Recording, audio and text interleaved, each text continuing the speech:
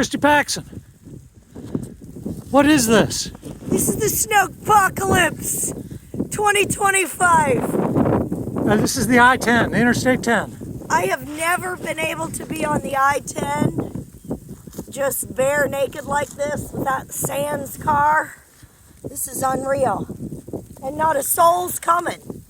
Wow. Oh my God, let's not have an emergency right now. Well, my pants are coming down, that's slight. Mickey Mouse? Yeah, I don't like to show that very often. Okay, I'm completely soaked. This is the kind of snow that as soon as it lands on you, it melts, and so now you're wet. Wet and cold, everybody's favorite combination.